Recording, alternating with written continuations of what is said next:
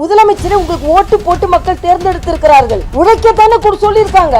நீங்க பிழைத்து கொண்டிருக்கிறீங்க, அது வேற விஷயம். அதனால தமிழகம் மீண்டு வர வேண்டும் என்றால் நீங்கள் மீண்டும் வரக்கூடாது. நீட்டிற்கு என்று விலக்களிக்க போகிறீர்கள். இன்னைக்கு கேட்டுக்கொண்டிருப்பவர்கள் ஏன் முதல் கையெழுத்து நீட்டை விலக்கை கொண்டு வருவோம் ஏன் பொய் சொன்னீங்க? தேசிய ஜனநாயக கூட்டணி வெற்றி பெற வேண்டிய காலகட்டம் இது. மக்கள் காப்பாற்றப்பட வேண்டும், தமிழகம் காப்பாற்றப்பட வேண்டும், தமிழ்நாட்டு மீட்டெடுக்கப்பட வேண்டும். விடியல் என்று சொல்லிக்கொண்டு விடியா ஆட்சி நடந்து கொண்டிருப்பவர்களுக்கு விடுதலை கிடைக்க வேண்டும். இதுதான் எங்களது. எப்ப பார்த்தாலும் சண்டை போட்டுட்டே இருக்கிறது யாருங்க? ஆனா பிரைம் மினிஸ்டர் வரும்போது பிரைம் மினிஸ்டர் வருகையை புறக்கணிப்பவர் யார்? சாதாரண பேச்சாளர் கூட ஆளுநரை விமர்சனம் செய்யும் அளவிற்கு ஒரு நிலையை முதலமைச்சர் தமிழ்நாட்டுக்கு கொண்டு வந்துட்டாருங்க.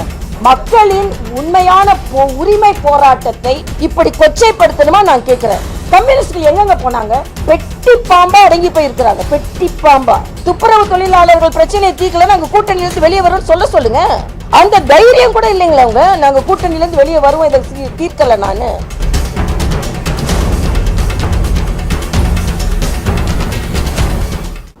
முதல்ல அனைவருக்கும் எனது வாழ்த்துக்களை தெரிவித்துக் கொள்கிறோம். நாங்கள் தமிழக மக்களுக்கான தேர்தல் அறிக்கை தயாரிப்பதற்காக ஒரு விரிவான திட்டத்தை நாங்கள் ஏற்படுத்தி இருக்கிறோம். இதில் மக்களின் பங்களிப்பு முழுமையாக இருக்கும். பாரதிய ஜனதா கட்சி மக்களுக்கானது. மத்திய அரசின் திட்டங்களை எப்படி மக்களுக்கு இன்னும் அவர்களுக்கு உபயோகமாக இருக்கும் அளவிற்கு எடுத்து செல்வது என்பதை ஒரு விரிவான திட்டமிட்டிருக்கிறோம். அதற்கான ஆரம்ப விழா நடக்கும். அப்போ உங்களெல்லாம் கூப்பிட்டு எப்படி நாங்கள் இதை கொண்டு செல்ல போகிறோம் என்பதை நாங்கள் சொல்கிறோம்.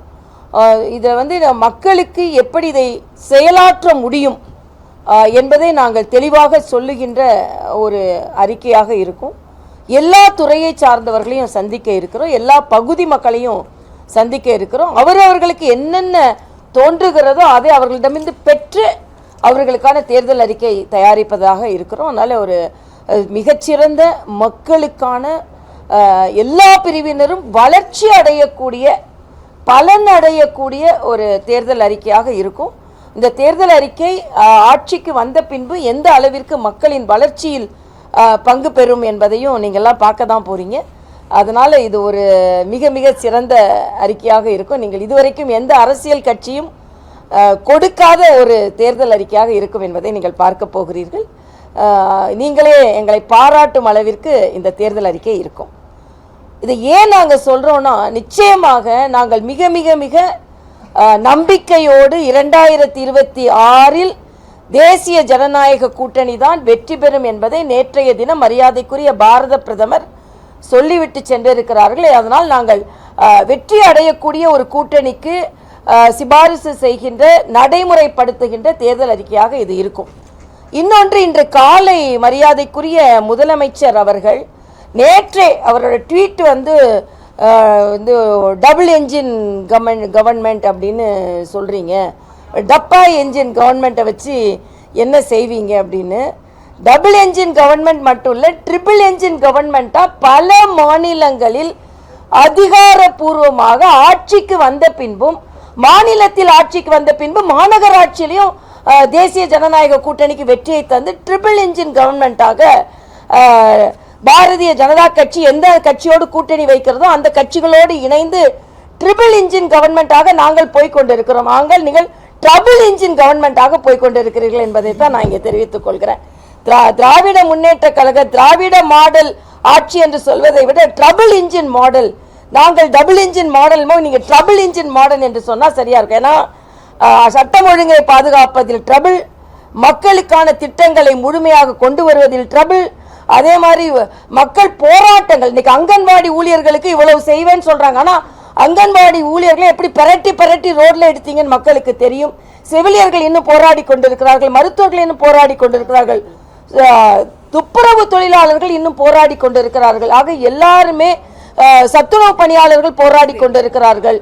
அரசாங்க ஊழியர்களுக்கு 20 வருஷமா காத்திருந்ததை கொடுத்தோன்றாங்க. எதை கொடுத்தோன்னு அரசாங்க ஊழியர்களுக்கே ஒரு முழுமையான ஒரு தன்மை இல்லை. அவர்கள் தொழிற்சங்கத்தை விட ஒரு சில பேர் அதை ஒத்துக்கொள்கிறார்கள், ஒரு சில பேர் ஒத்துக்கொள்ளவில்லை. இது முழுமையான பழைய ஓய்வூதிய திட்டமே இல்லை. அது பழைய ஓய்வூதிய திட்டத்தில் புகுத்தப்பட்ட ஒரு புதிய ஓய்வூதிய திட்டமாகத்தான் இருக்கிறது. அது மட்டும் இல்லை, தொடர்ந்து மத்திய அரசு புறக்கணிக்கிறது. நாங்கள் போராடித்தான் இதை பெற்றுக்கொள்கிறோம் என்று மறுபடியும் முதலமைச்சர் சொல்லிக் கொண்டிருக்கிறார். ஆனால் நேற்றைய தினம் மரியாதைக்குரிய பாரத பிரதமர் மிக தெளிவாக சொன்னார், 11 14 லட்சம் கோடி நாங்கள் அடிப்படை கட்டமைப்பிற்கு கொடுத்திருக்கிறோம். திட்டங்களுக்கு 3 லட்சம் கோடி கொடுக்கப்பட்டிருக்கிறது. அது மட்டும் இல்ல, நேற்று கிராம சடக் யோஜனா என்று கிராமத்திற்கான சாலைகள் போடுவதை முதலமைச்சர் சொல்கிறார். இது 60+40 மத்திய அரசின் உதவியோடு தான் இது செய்யப்படுகிறது. இந்த போன ஆண்டு மட்டுமே அவர் ஆட்சிக்கு வந்த பின்பு 1800 கோடி ரூபாய் அதற்காக மத்திய அரசு கொடுத்திருக்கிறது. அதே மாதிரி நேஷனல் ஹெல்த் மிஷன் தான் இன்னைக்கு வீடு தோறும் மருத்துவர் திட்டம்னு கொடுக்குறாங்க இல்லையா, அது வந்து நேஷனல் ஹெல்த் மிஷன்ல 4000 கோடி ஒதுக்கப்பட்டு இருக்கிறது இந்த மாநிலத்திற்கு. இந்த மாநிலத்தோட சுகாதார கட்டமைப்பை எப்படியெல்லாம் மேம்படுத்த முடியும் என்பதன் ஒரு பகுதி தான் அது. மத்திய அரசின் எல்லா திட்டங்களுக்குமான உதவியை பெற்றுவிட்டு மத்திய அரசின் உதவியே இல்லாம நாங்க போய்கொண்டு இருக்கிறோம், போராடி கொண்டு இருக்கிறோம், உழைத்து கொண்டு. நான் முதலமைச்சர்கிட்ட கேட்கிறேன், முதலமைச்சரே உங்களுக்கு ஓட்டு போட்டு மக்கள் தேர்ந்தெடுத்திருக்கிறார்கள், உழைக்கத்தானே சொல்லியிருக்காங்க, நீங்க பிழைத்து கொண்டு இருக்கிறீர்கள், அது வேற விஷயம். லஞ்சம் வாங்கி பிழைத்து கொண்டு இருக்கிறீர்கள். 11 அமைச்சர்கள் மீது ஊழல் குற்றச்சாட்டு இருக்கிற. உழைக்கிறேன்னா எதிர்கட்சிகளே உழைக்கும் போது ஆளும் கட்சி உழைச்சுதானே ஆகணும். பின்பு எதற்கு மக்கள் வாக்களிக்கிறார்கள்? இன்னொன்னு சொல்றாரு, தொண்டர்கள்லாம் ஓடி ஓடி உழைக்கணுமா, மிச்சத்தை நாங்க பாத்துக்கிறோம் அப்படின்னு. அப்ப மிச்சத்தை நீங்க பாத்துக்கிறன்றதுனால தான் திமுக கழக தொண்டர்களோடு ஆதங்கம் என்று. சமூக நீதிக்கு நாங்க தான் பாதுகாவலர்னு சொல்றீங்க. இன்னைக்கு வரைக்கும் வேங்கை வயலுக்கு ஒரு தீர்வு கிடைக்கல. சட்டம் ஒழுங்கு நல்லா இருக்குன்றீங்க, செல்வ பெருந்தகை கேட்க மாட்டார். நான் கேட்கிறேங்க, திருநெல்வேலி மாவட்ட தலைவர் கொலையுண்டு 3 வருஷம் ஆச்சு, ஏன் கண்டுபிடிக்கல? ஆக என்ன சட்டம் ஒழுங்கு இருக்கு? இன்னைக்கு முதலமைச்சர் பேசுறத பார்த்தா இன்னொன்னு எனக்கு ரொம்ப வருத்தமானது என்னன்னா, பெண்களுக்கு உதவித்தொகை அவங்க வந்து விடியல் கையெழுத்தே இலவச பயணம் தான், அவங்களுக்கு வந்து விடியல் பயணம், அதுக்கு தான் நான் முதல்ல கையெழுத்து போட்டேன்னு. விடியல் பயணம் கையெழுத்து போட்டீங்கன்னா பெண்களின் வாழ்க்கை விடியலையே. இன்னைக்கு 28,000 ரூபாய் அவர்கள் அதனால சேமித்து இருக்கிறார்கள்ன்றாங்க. ஒரு குடும்பம் டாஸ்மாக்கு செலவழிக்கிறது 30,000 ரூபாங்க. தனியார் நிறுவனம் ஒரு கணக்கீடை செய்திருக்கிறார், 25,000 30,000 ரூபாய் டாஸ்மாகிற்கு ஒரு குடும்பத்திலிருந்து போகிறது அப்படின்னு. அதே மாதிரி 24,000 ரூபாய் நாங்க வந்து உதவித்தொகை கொடுத்ததுனால 2 வருஷமா தான் கொடுக்குறீங்க, அவங்களுக்கு அதனால் பலன் பெற்று இருக்கிறார்கள் என்று சொல்கிறார்கள். ஆனால் இன்னைக்கு டாஸ்மாகோட வருமானம் 49,000 கோடியை தாண்டி போய்கொண்டிருக்குது. எங்க இருந்து வருது? கொடுக்குறீங்க, அக்காட்ட கொடுக்குறீங்க, அண்ணன் டாஸ்மாக்ல நீங்க வாங்கிக் கொள்கிறீர்கள். ஆக இதற்கான உங்கள் திட்டம் என்ன? வருமானத்தை பெருக்குவதற்கான திட்டம் என்ன? அதே மாதிரி இன்னைக்கு சொல்ற தனிநபர் வருமானத்தை பற்றி பேசுகிறார். தனிநபர் கடன் எவ்வளவு இருக்கு தெரியுமா தமிழ்நாட்டில்? தனிநபர் தலை மீது இருக்கிற கடன் இந்தியாவிலேயே தமிழ்நாட்டில் தான் அதிகம். 9.5 லட்சம் கோடி கடன் வாங்கியிருக்கிறாங்கன்னா இந்த ஒரு 5 ஆண்டுகள் 4.5 ஆண்டுகளுக்குள்ளேயே பன்மடங்காக 5 லட்சமாக இருந்த கடன் 9.5 லட்சமாக மாறி இருக்கிறது. இதன் கடன் சுமை அவ்வளவும் தமிழர்கள் மீது தான் விழுந்திருக்கிறது. ஆக இன்னைக்கு காலையில் அவங்க பேசும்போது ஏதோ தமிழ்நாடு முழுவதுமாக பலனடைந்த மாநிலமாக இருந்து கொண்டிருக்கிறது. இன்னொன்று முதலமைச்சர் சொல்லும்போதே மீண்டும் நாங்கள் வருவோம் அப்படின்னு சொல்லிட்டு மீண்டும் செல்வோம் அப்படின்னு ஒரு வார்த்தை சொன்னார். மீண்டும் வெல்வோம்னு சொல்ல, மீண்டும் செல்வோம்னர், மீண்டும் இங்கே செல்ல தான் போறீங்க, மீண்டும் வருவோன்றத பதிலாக மீண்டும் நாங்கள் வருவோம்னு மீண்டும் செல்வோம், அப்புறம் மீண்டும் வருவோம் அப்படின்னு சொன்னார். அதனால தமிழகம் மீண்டு வர வேண்டும் என்றால் நீங்கள் மீண்டும் வரக்கூடாது, அதுதான் எங்களோட கொள்கை. மரியாதைக்குரிய நல்ல கூட்டணி அமைந்திருக்கிறது, இன்னும் இந்த கூட்டணி பலம் பெறும். அதனால் இன்றைய காலகட்டத்தில் நேற்று மரியாதைக்குரிய முதலமைச்சரோட ட்வீட்லே ஒரு பதற்றம் தெரிந்தது. உடனே கேள்வி கேட்கிறார், 10 கேள்வி கேட்டிருக்கிறது, அந்த 10 கேள்வி நாங்களும் கேட்டோம். இன்னைக்கு 10 கேள்வி நீங்க கேட்டுக்கொண்டு இருக்கிறேன். நான் கடைசி கேள்வி என்னன்னா, நீட்டிற்கு என்று விலக்களிக்க போகிறீர்கள், நீட்டிற்கு என்று விலக்களிக்க போகிறீர்கள் இன்னைக்கு கேட்டுக்கொண்டிருப்பவர்கள் ஏன் முதல் கையெழுத்து நீட்டை விலக்கை கொண்டு வருவோம் ஏன் பொய் சொன்னீங்க? 10 கேள்விக்கு பதில் சொன்னா நேரம் ஆகும், ஏற்கனவே நான் ட்வீட் போட்டிருக்கேன். அதனால இன்றைய காலகட்டத்தில் நிச்சயமாக தேசிய ஜனநாயக கூட்டணி வெற்றி பெற வேண்டிய காலகட்டம் இது. மக்கள் காப்பாற்றப்பட வேண்டும், இயற்கை வளம் காப்பாற்றப்பட வேண்டும். அதே மாதிரி கேட்குறாங்க, இயற்கை பேரிடருக்கு கேட்ட தொகை எங்கே அப்படின்னு. உடனே மத்திய குழு வந்து அதற்கான உதவி தொகை கொடுக்கப்பட்டிருக்கிறது. 4000 கோடி எங்க? தமிழ்நாட்டில் சென்னை தத்தளித்து கொண்டிருக்கிறது, அந்த 4000 கோடி என்னாச்சு?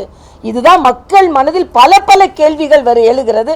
இன்னைக்கு முதலமைச்சர் 10 கேள்வி கேட்கல, மக்கள்கிட்ட போனீங்கன்னா 100 கேள்வி மக்கள்கிட்ட இருக்கு, 1000 கேள்வி இருக்கு. தமிழகமே கேள்விக்குறியாக இருந்து கொண்டு இருக்கிற தமிழகம் போராடும் வெல்லும்னு கேப்ஷன் கொடுக்குற. நிச்சயமா தமிழ்நாடு போராடி கொண்டு தான் இருக்கிறது, எல்லா பிரிவினரும் போராடி கொண்டு இருக்கிறார்கள். அதனால் தமிழகம் காப்பாற்றப்பட வேண்டும், தமிழ்நாட்டு மீட்டெடுக்கப்பட வேண்டும். விடியல் என்று சொல்லிக்கொண்டு விடியா ஆட்சி நடந்து கொண்டிருப்பவர்களுக்கு விடுதலை கிடைக்க வேண்டும். இதுதான் எங்களது நோக்கம்.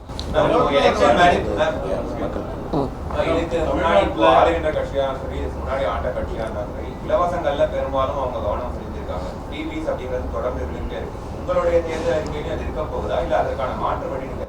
இல்லை, நாங்கள் மக்களுக்கு தேவையான என்ன இப்போ கல்விக்கு கொடுக்கறது, மருத்துவத்துக்கு கொடுக்கறது, அவங்க வாழ்க்கை தரத்துக்கு கொடுக்கறது, அதெல்லாம் இப்போதைக்கு எங்களால் எதுவும் சொல்ல முடியாது. ஆனால் மக்கள் தாங்களாகவே முன்னேறி அவர்கள் பல பேருக்கு வேலை வாய்ப்பு கொடுக்குற மாதிரி தேர்தல் அறிக்கை நாங்கள்.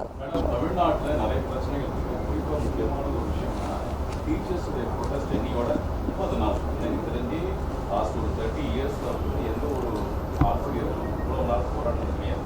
தமிழ்நாட்டில் 2 ஆசிரியர்கள் பணிபுரியக்கூடிய இந்த பிரைமரி ஸ்கூல்ஸ் மோர் தென் 1000 மேலே இருக்குது. இந்த போராட்டத்தினால ஒரு மாசமா அவங்க ஸ்கூலுக்கு போகாமல் போராடுறாங்க, மாணவர்கள் பாதிக்கப்பட்டிருக்காங்க. டைரக்டர் பிரைமரி எஜுகேஷன் டைரக்டர் ஓப்பனாக ஸ்டேட்மெண்ட்டே கொடுத்துட்டாரு. இந்த போராட்டத்தை ஒன்று அவங்க மேலே ஆக்ஷன் எடுத்து ஒன்று முடிவுக்கு கொண்டு வரணும், இல்லை அவங்க கோரிக்கையை நிறைவேற்றணும். ரெண்டுமே செய்யாமல் இந்த போராட்டம் ஒரு மாதத்தை இன்னையோட நிறைவடைகிறது. இந்த பிரச்சனையை வந்து எப்படி நீங்கள் என்ன சொல்ல விரும்புறீங்க? உங்களுடைய தேர்தல் அறிக்கையில் அரசு ஊழியர்கள் ஆசிரியர்கள் பிரச்சனைகள் சார்ந்த வாக்குறுதிகள் இடம்பெறுமா, இல்லை நிறைய பேர் அதை ஸ்கிப் பண்ண போகிறதாலாம் தகவல் வருது? இல்லை, நாங்கள் எங்களோட தேர்தலுக்கே நான் உங்ககிட்ட நான் சொன்னேன், நாங்கள் மக்களின் குரலை தான் நாங்கள் கேட்டு தேர்தல் அறிக்கை தயாரிக்க போகிறோம். அதனால இப்போ போராடி கொண்டிருப்பவர்களுக்கெல்லாம் தீர்வு காணும் ஒரு அறிக்கையாகத்தான் அது இருக்கும். வாக்குறுதி மட்டும் இல்லை, அதற்கான தீர்வை கொண்டு வருவதாக தான் இருக்கும். நீங்கள் இன்னைக்கு அதனால தான் நான் கேட்டேன், தமிழகம் போராடி பெறும்னு சொல்கிறாரு, எல்லாம் போராடி கொண்ட. அது மட்டும் இல்லை, துப்புரவு தொழிலாளர்கள் உயிரை மாய்த்து இருக்கிறார்கள். ஃபிட்ஸ் ஒரு அம்மா சீரியஸாக அட்மிட் ஆனாங்க, உயிர் கொடுக்கப்பட்டது. அதனால இந்த போராட்டம் தமிழ்நாட்டில் சொன்ன மாதிரி அமைதி களமாக இல்லை. யார் போராடி, இப்போ உதாரணத்துக்கு மருத்துவர்கள், செவிலியர்கள், 20,000 செவிலியர்கள் நிரந்தரம் கேட்டு கரோனா நேரத்தில் பணி அமர்த்தப்பட்டவர்கள் இன்று வேண்டி கேட்டு கொண்டிருக்கிறார்கள், அவர்கள் இன்னும் கொடுக்கப்படலை. அதனால தமிழ்நாட்டில் போராட்ட களமாக இருக்கின்ற தமிழகம் எல்லோரும் பாராட்டும்படி இருக்கும். இல்லை, நிச்சயமா போராடி கொண்டிருப்பவர்களுக்கு நாங்கள் தீர்வை கொண்டு வருவோம் என்பதை நான் தெரிவித்துக்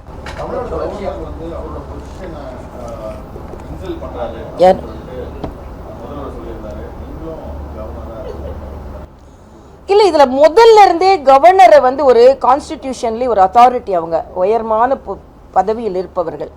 அவரை எப்ப பார்த்தாலும் நீ தேர்தலில் நிற்பீங்களா, நீங்க எங்களை ஒண்டி கொண்டு வரீங்களா அப்படின்னு ஒரு சாதாரண பேச்சாளர் கூட ஆளுநரை விமர்சனம் செய்யும் அளவிற்கு ஒரு நிலையை முதலமைச்சர் தமிழ்நாட்டுக்கு கொண்டு வந்துட்டாருங்க. நீங்க சாதாரணமா பிரதம அமைச்சர் வந்தா வரவேற்கிறது இல்ல, நிதி ஆயோக் கூட்டத்துக்கு போறது இல்ல, ஆளுநரை மதிக்கிறது இல்ல. ஆளுநர் என்ற கான்ஸ்டிடியூஷனல் அத்தாரிட்டியை மாத்திரம் இல்ல, பிரைம் மினிஸ்டர் போய் மத்திய அரசுக்கு எங்களுக்கு எதுவும் கொடுக்கலன்னு சொல்லி கொண்டு இருக்கிறீர்களே.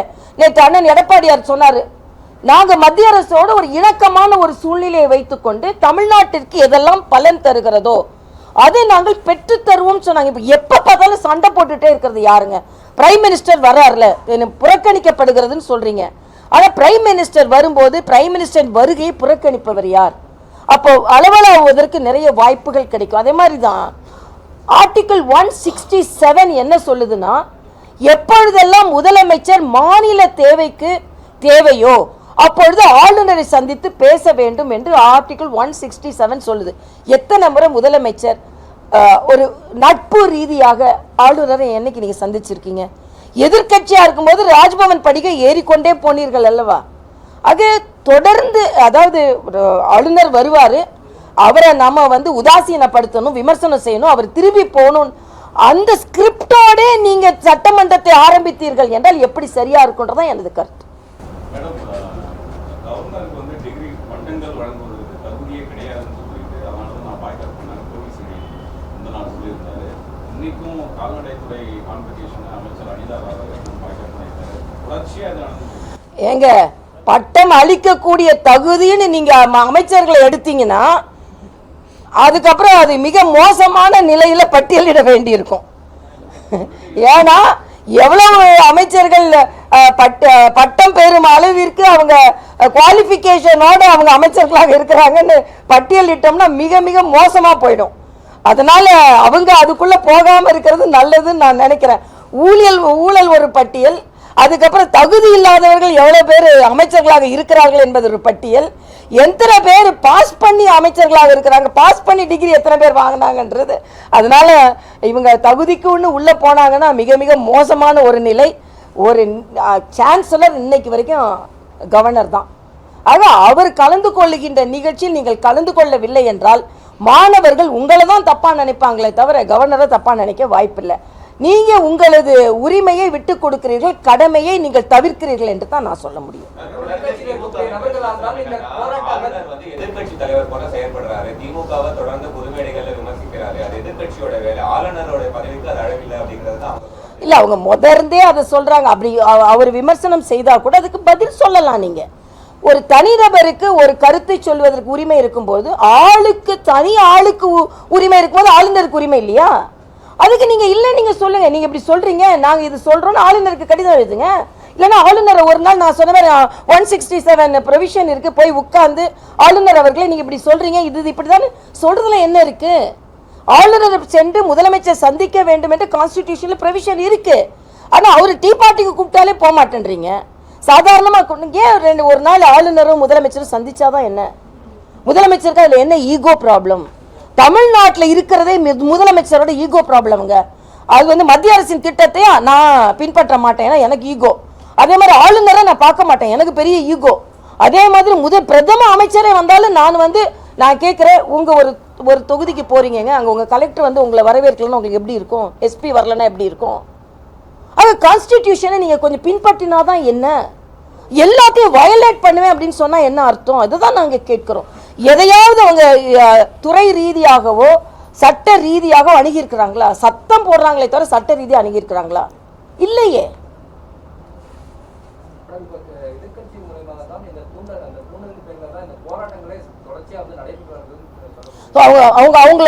அவங்களோட அனுபவம் நான் நினைக்கிறேன். அப்போ இல்லையா?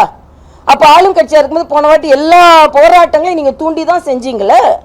அப்போ அப்படிதான் செஞ்சுட்டு இருந்திருப்பாங்க போல இருக்கு. பாம்பின் கால் பாம்பரியும் மாதிரி ஒருவேளை எல்லாம் அப்படி பண்ணிட்டு இருந்தாங்க போல இருக்கு. மக்களின் உண்மையான உரிமை போராட்டத்தை இப்படி கொச்சைப்படுத்தணுமா நான் கேட்கிறேன். கம்யூனிஸ்ட்கள் எங்கெங்க போனாங்க? பெட்டி பாம்பா அடங்கி போயிருக்கிறாங்க. பெட்டி பாம்பா. ஆமா. அதனால ஏன் நீங்க துப்புரவு தொழிலாளர்கள் போராடி கொண்டிருக்க எங்க போனீங்க? நீங்கெல்லாம் தொழிலாளர்களுக்கு என்று சொல்லிக் கொண்டிருக்க எங்க போனீங்க? இன்னைக்கு அடிமை கூட்டணினா இண்டி கூட்டணி தாங்க. வேங்கை வயலை பத்தி நான் கேட்க மாட்டேன், திருமாவளவன் உடனே சொல்வார். அவங்கள பத்தி நான் மட்டும் தான் கேட்கணுமா? மற்றவங்க கேட்க மாட்டாங்களா அப்படின்னு? நீங்களே கேட்கலாம், மற்றவங்க யார் கேட்பா? அது மாதிரி தொழிலாளர்களின் தோழன்னு சொல்லிக் கொண்டிருக்கவங்க தொழிலாளர்கள் அங்க சொன்ன மாதிரி ஆசிரியர்கள்ல இருந்து செவில இருந்து போராடி எங்க போறீங்க நீங்கெல்லாம்? எல்லாத்துக்கும் மேல காங்கிரஸுக்குள்ள போராட்டத்தை அவங்களால சமாளிக்க முடியல. காங்கிரஸ் எத்தனை துண்டா இருக்குன்னு தெரியல. இன்னொன்னு மாணிக் தாக்கூர் லீவ்ல போயிட்டாரு. அது மாதிரி எல்லாரும் லீவ்ல போவாங்க. ஏன்னா ராகுல் காந்தி அது ஒரு சொல்லி கொடுத்துருக்காரு பாடம். மிக மிக மிக சிக்கலான சூழ்நிலை இருந்தா நீ ஃபாரினுக்கு லீவ்ல போயிடலான்னு அதை எல்லாரும் இப்ப பின்பற்ற ஆரம்பிச்சிருக்காங்க. ஆக என்ன நடக்குதுங்க அங்க? அவங்க கூட்டணியும் சரியில்லை, அவங்க ஆட்சியும் சரியில்லை. அப்புறம் எப்படிங்க மக்கள் ஓட்டு போடுவாங்க? ஓட்டு போடுறதுக்காக தான் நீங்க பொங்கல் பரிசுல இருந்து எல்லாம், நீங்க பொங்கல் பரிசை கூட மக்கள் சரியா வாங்கலன்னு ஒரு மாவட்டத்துல இருந்து ரிப்போர்ட் வந்திருக்கு. நீங்க கொடுத்தா கூட அதை வாங்க முடியல எங்களால அப்படின்னு சொல்லி. என்ன நடக்குது ஆட்சி?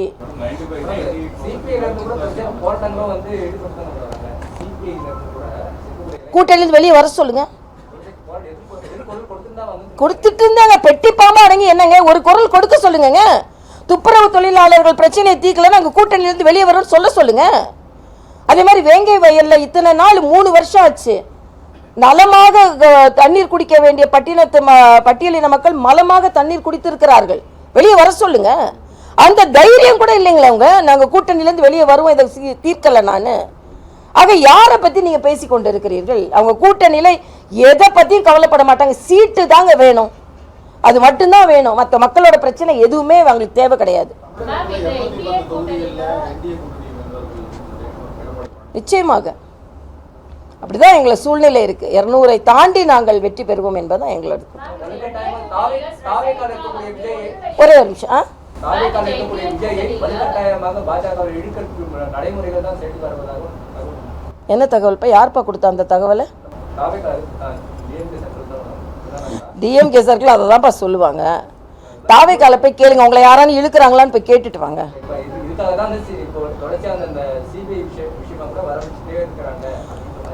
அது சட்ட ரீதியாக நடவடிக்கைப்பா. வர வச்சுக்கிட்டே இருந்த அவர் அங்க வர வைக்கிறது இங்க வர வைக்கிறதுக்காக இல்ல. அதாவது அரசியல் ரீதியாக என்ன வேணாலும் நடக்கலாம். இப்போ விசில் எங்களுக்கு இப்போ உடனே தேவையில்லைப்பா. எங்கள்கிட்ட விசில் இருக்கு, குக்கர்ல விசில் இருக்குல்ல, அதனால இப்போ குக்கர் விசில் எங்ககிட்ட இருக்கு. அதை பத்தி யாரும் கவலைப்படுவாங்க. ஒரு நிமிஷம் என்னவா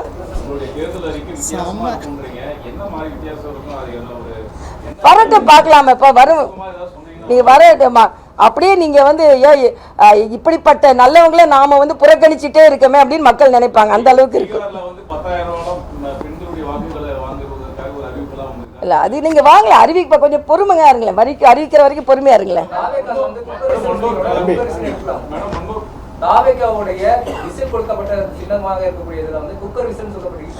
அப்படி சொல்லலப்பா. நீங்க விசில் உடனே நீங்க தேவையான்னு கேட்டா எங்ககிட்ட இப்போ ஒரு விசில் இருக்கு, குக்கர்லயும் விசில் இருக்குல்ல அப்படின்னு நான் சொன்னேன்.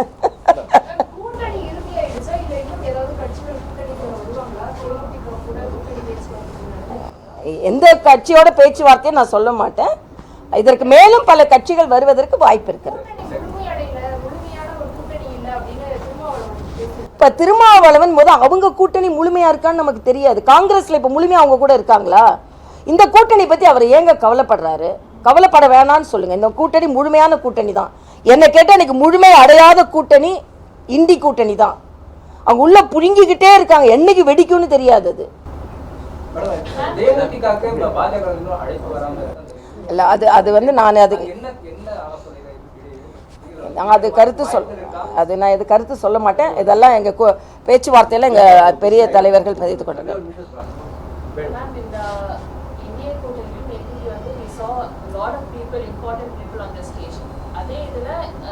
காங்கிரஸ் அவங்க என்ன கேக்குறாங்கன்னா, இந்த இந்திய கூட்டணி சாமதான பேஸ் தான், அதை வச்சுதான் வந்து அவங்க எழுதிருக்காங்க, பிளாக்மெயில் பண்ணி தான் அவங்க எடுத்துட்டு வந்திருக்காங்க இந்த ஸ்டேஜ்க்கு. வேற எதுவும் நான் கேட்குறேன். இல்லை நான் கேட்குறேன், இவங்கெல்லாம் டெல்லிக்கு போனாங்கல்ல, காங்கிரஸில் குரல்கள் எழுப்பி கொண்டிருந்தது, எல்லாரும் டெல்லிக்கு போனாங்க. என்ன பிளாக்மெயில் செஞ்சு நீங்கள் வந்து வாயை பொத்திட்டு இருக்கணும் எப்போ சொன்னாங்க? நாங்கள் யாரும் அப்படி சொல்லவே இல்லையே. யாரும் எந்த கருத்து சொல்லக்கூடாதுனால தான் மாணிக் தாக்கர் கருத்து சொல்ல முடியாது லீவில் போயிட்டாரு. யார் சாமபேத தண்டத்தெல்லாம் நாங்கள் தண்டமாக அவங்க தான் இருக்காங்க, வேதத்தை அவங்க தான் பார்த்து கொண்டு இருக்கிறாங்க. அதனால் நாங்கள் வந்து இப்போ இந்த வேதம் என்ன, இந்துக்களுக்கு நாங்கள் வந்து வாழ்த்து சொல்ல மாட்டோம். வேதம் தண்ட ஆட்சி நடக்க உண்டு கொடுக்குது. மேடம், இன்னைக்கு முதலமைச்சர் சட்டப்பேரவையில் அந்த ரிப்ளைல வந்து நீண்ட பட்டியல் என்னென்ன பண்ணியிருக்கிறோம்னு சொல்லிட்டு இவ்வளோ பண்ணியிருக்கோம் அப்படின்னு சொல்லியிருக்காரு. அதைத்தான் நான் சொன்னேன். இப்போ ரொம்ப பயம் வந்துருச்சுங்க அவருக்கு. நேற்று மரியாதைக்குரிய பாரத பிரதமர் வந்ததுலேருந்து ட்வீட் போடுறதுல ஒரு பதற்றம், இன்னைக்கு சட்டமன்றத்தில் பேசுறதுல ஒரு பதற்றம். ஒருவேளை இன்னும் கொஞ்ச நாள் தான் இருக்குதான் கடைசி ஆட்சி நம்மளது, அதனால நம்ம எல்லா பட்டியலையும் சொல்லிடுவோம்னு சொன்ன மாதிரி இருந்தது எனக்கு. அப்படிதான் எனக்கு தோணுச்சு. ஆமாம் நாங்கள் பலமாக இருக்கோம், அதனால உங்கள் பயம் ஏற்படுது. வேற என்ன செய்ய போகிறோம் நாங்கள்?